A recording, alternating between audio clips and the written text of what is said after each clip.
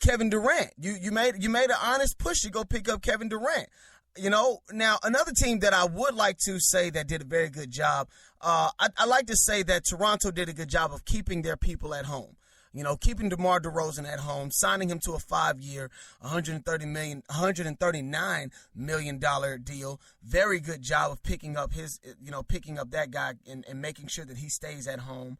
And then the Orlando Magic making the specific trades with the Oklahoma City Thunder, getting Serge Ibaka, trading off some of their players to keep, to get some big men or try to establish themselves in the East.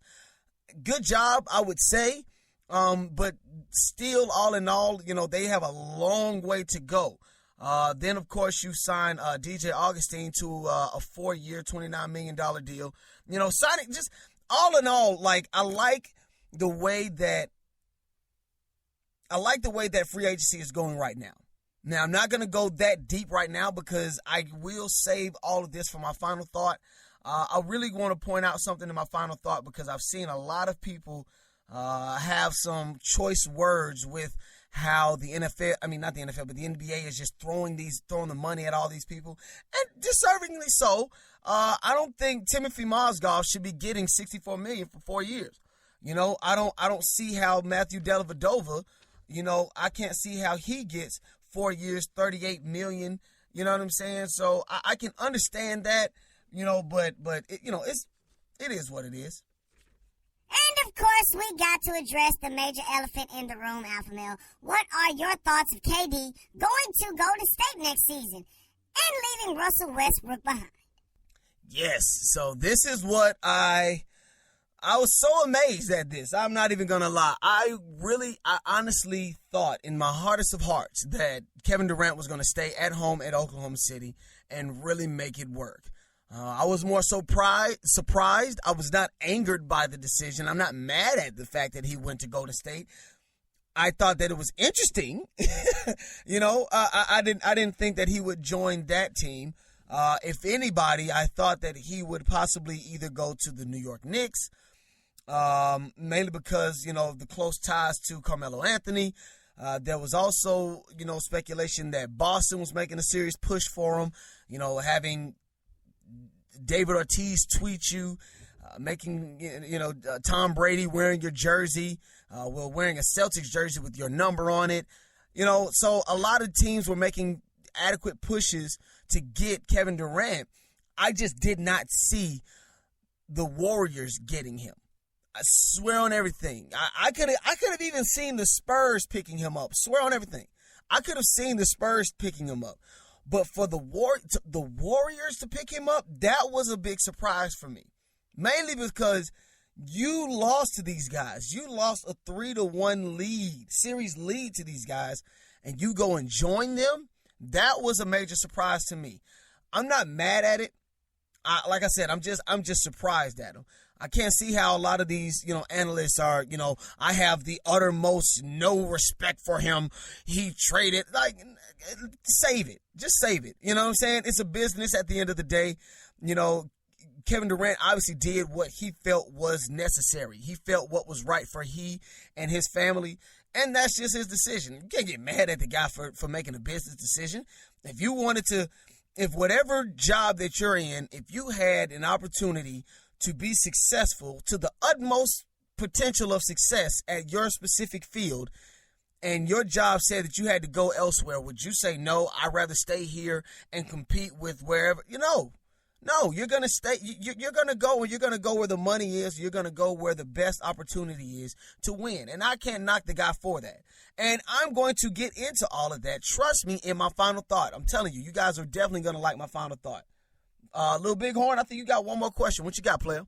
Miami said, we'll offer you $40 million. D-Wade said, no, I want $50 million. Alpha Male, was that D-Wade's personal way of telling Cleveland, come pick me up from South Beach? Yeah, that is an interesting situation down in Miami to see Dwayne Wade, negotiate with the Miami Heat. Pat Riley. I have to say this. I think Pat Riley should have paid him a long time ago. It's amazing to me how Dwayne Wade has been loyal, has done so many great things for Miami, and yet he is yet to have a max contract with the Miami Heat. I think now it's time to go. I think now it's time for Dwayne Wade to just pack up and leave because, you know, you as Pat Riley, you know, and the management in Miami, you go and you re-sign Hassan Whiteside. You know, you sign him to a 4-year max contract. Not knocking the kid. Go get your money. Do what you're supposed to do. You know, but it seems as if Miami's loyalty does not necessarily lie in Dwayne Wade. I think Dwayne Wade owes it to himself to go get some more rings. Seriously, go ahead and go get you some more rings. You would be a viable asset. You'd be a big four. You'd be a big four in Cleveland. LeBron James, Dwayne Wade, Kyrie Irving, Kevin Love. Yes, that would be so great if Dwayne Wade would just say, you know what, I'm going to leave. And I think the Miami Heat, not the Miami Heat, but I think that the Cleveland Cavaliers actually have enough money to do so. They might even they could possibly do a 2-year deal, $50 million. They could do you know what I'm saying? Like they could spread it out however they want to. But if Dwayne Wade is asking for $50 million from the Miami Heat and Pat Riley says that he's not necessarily going to go for it, if Pat Riley saying that he's not looking to offer up $50 million to Dwayne Wade, he's not budging, get the hell out of Dodge. Just get out of town. That's all I'm saying, Dwayne Wade. You ain't got to stick around. You don't owe it to anybody. You brought Miami a championship before LeBron James got there.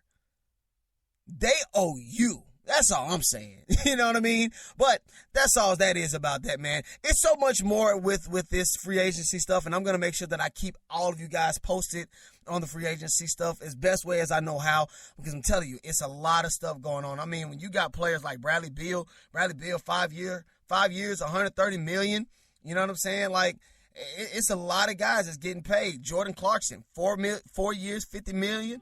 It's a lot of guys getting paid. If they deserve that money, Dwayne Wade should get that money as well. But anywho, ladies and gentlemen, you already know what time it is. It is me. He is I, and I am him. I am he that they call the Alpha Male. We are going to head out on a quick break, but in the next and final segment, I have my final thoughts, okay? I got to talk to you guys about this free agency, and I got to talk to the older folks. You guys got to chill and just watch what's happening. Yes. It's ALPHAMALE. Ask Java, I'm the best. Weak rhymers, y'all regress. Drink Java for the stress. And yes, ask Calorie the best. With the rhyme and I progress. Had to get it off my chest. A pest. Y'all some John Legos. Affect Fitness. Summertime is here. Now, let's be honest. You found every excuse not to work out. You probably put it off each week telling yourself, I got time. Well, time is up. And if you're looking for a gym that is effective and motivating to get you to your goal, then you have no other choice than to choose Affect Fitness. Affect Fitness is an intensive boot camp experience like no other. If you're looking to increase your personal power, recognize your own strength, and cultivate your mind and body, then Affect Fitness is the boot camp for you. Are they downtown? Where are they located? Affect Fitness is located in the heart of Atlanta at 1 Baltimore Place Northwest, Atlanta, Georgia, 30308. I have a crazy schedule, really, and I'm a morning person. I like coffee, so I really need a gym that's going to be open before the first waffle drops at Waffle House. Affect Fitness has morning classes Monday through Friday at 5:30 a.m. and 6:30 a.m. But I work a 9 to 5, and I need a gym that's going to be there the moment I get out of traffic. You know how this Atlanta traffic is. Affect Fitness also has afternoon classes Monday through Friday at 4:30 p.m., 5:30 p.m., 6:30 p.m., and 7:30 p.m. This is so exciting, but are they open on the weekends? Yes, Affect Fitness is also open during the weekend with classes on Saturday at 8 a.m. and 10 a.m. and Sunday before you go to church at 9 a.m. And there you have it. What other boot camp is open 7 days of the week with classes in the mornings and in the evenings to help get you to your goal? Like we said, if you're looking to increase your personal power, recognize your own strength, and cultivate your mind and body, then Affect Fitness is the boot camp for you. Affect Fitness. And I will strike down upon thee with great vengeance and furious anger those who attempt to poison and destroy my brothers. And you will know my name is the Lord when I lay my vengeance upon thee. We like sports and we don't care who knows. And we are back. Yes, ladies and gentlemen, you already know what time it is. It is me, he is I, and I am him, I am he that they call the Alpha Male. Make sure that you guys tune in to my big homie. Well, I don't even have to tell y'all this, but I got to show love to my big homie, Doug Stewart, man. Make sure that you guys tune in. I got to switch gears after my, final thought. I got to switch gears. I got to turn around and get ready to produce the Doug Stewart Show. Make sure that all my keys and stuff is right. But not for nothing, I really want to tell you guys thanks for listening once again. And hopefully we can make this a wonderful relationship. You know what I'm saying? Ladies and gentlemen, it is me, he is I, and I am him, I am he that they call the Alpha Male. Make sure that you guys go to my Instagram page. You guys can go to my Twitter page, tweet me, Alpha Male Sports, all one word, right across the board. You know what I'm saying? It's all there. Now, before I get out of here, man, I have to offer you guys my final thought. Beforehand, I was telling you guys that I was really intrigued by the free agency. It's really big this year. I'm pretty sure next year it won't be as big. I don't think next year it'll be as interesting. It might be, it might not. I don't know. But I want to point something out.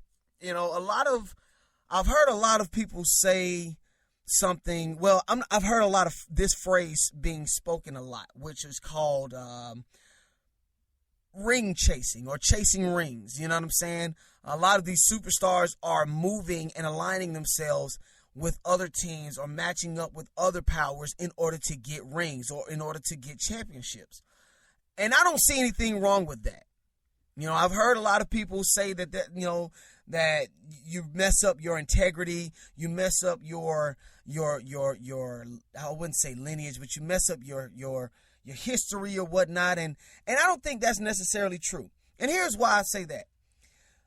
It's been so many players in the mid to mid 90s that don't have rings. A lot of superstars that don't have rings. A lot of Hall of Famers that don't have rings because they stayed loyal to the city that they stayed in. Karl Malone doesn't have a ring. Gary Payton doesn't have a ring. Okay? Charles Barkley doesn't have a ring. Okay? It's a lot of great players from the early to mid 90s that don't have rings.